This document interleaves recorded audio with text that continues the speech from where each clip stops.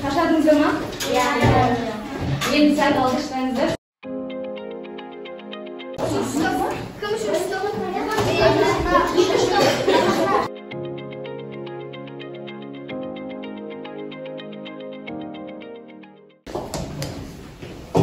Қожаның не болды?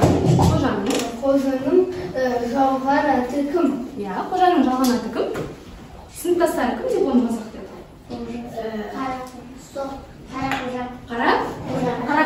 Қара көже деп мазақ деді, иә? Қабылдаймыз ба жауапты? Иә. Ал кет. Екінші сұрақ Аян аға. Ал. Сендер деген кім? Иә, келесі сабаққа бақастап алып келеді кім? Қай сабақтың мұғалімі? Қай сабақтың мұғалімі? Қазақ тіліне бақа керек пе? Жоқ. Қай сабаққа керек? Математика керек. Биология пәніне керек, е? Биология пәнінің мұғалімі. Ал келесі Назерке. Оқи бер Назерке.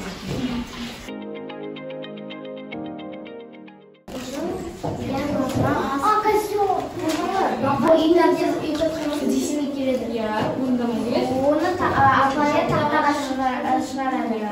Бірақ ол үндемей тұрады. Оларасы болады, тыныш. Солардан қожаның жолы болады. Қожаның жолы болады. Одан кейін қожа өзіне сөз береді. Келесі жолы жаттап келеді. Бақаны өзеннен ұстап алды. Биология сабағына алып келді.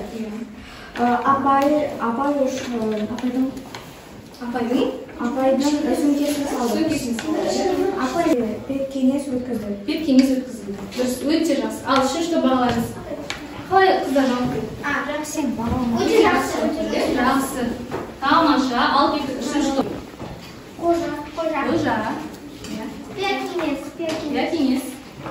Жақсы адам. Уәдеде тұрмасам, өзімді жазалаймын деді. Дұрыс. Әжесі қожаға уайымдады. Қожа үшін уайымдады, дұрыс. Қожа жақсы болады. Пет-кеңестің соңында қожа жақсы адам болып шығамын деп Уәде берді. өзінің жақсы шешімін жазған. Бірінші топ бағалаймыз, үшінші топ. Жақсы. Жақсы, иә? Не жетіспеді?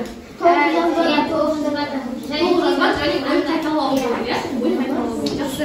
Ал, отырамыз. Ал, оқушылар, біз енді соңғы тапсырма. Мына жерде қандай әріп тұр? С, Д, А, Б. Қайсы дұрыс деп ойлайсыздар? Соны маған былай көрсетесіздер. Осылай. Қолымызбен мынаны бастаймыз. Я хочу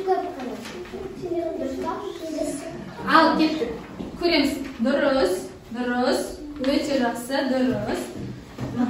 Өзінің атын қожа фильмі қай жылы, қай елде халықаралық жүлдеге ие болды?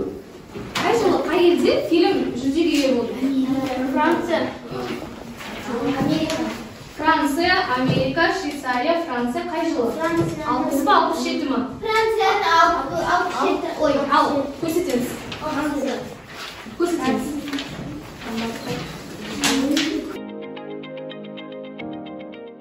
Бірінші топ пікір айтады. Нұрәли, ал, Нұрәли сен пікір айтасың. Жарайды, сен айта ал. Сабақ қалай? Нұрәли, өзіңді айта бер, ештеңе етпейді. Сабақ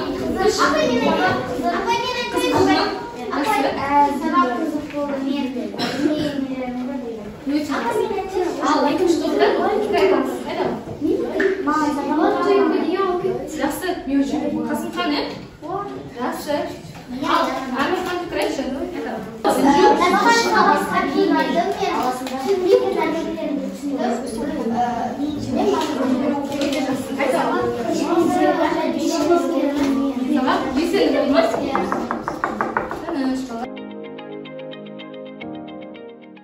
Қожаны білесіздер, иә? Қожа ең соңында өзіне есеп берген кезде не деп айтады?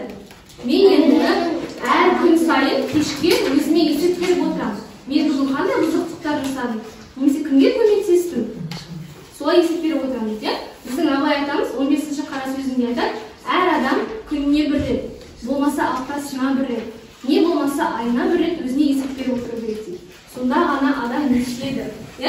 Ал сіздерге сондықтан не жұмысы? Әркім өз өміріміз бойынша менің уақытым қалай өтеді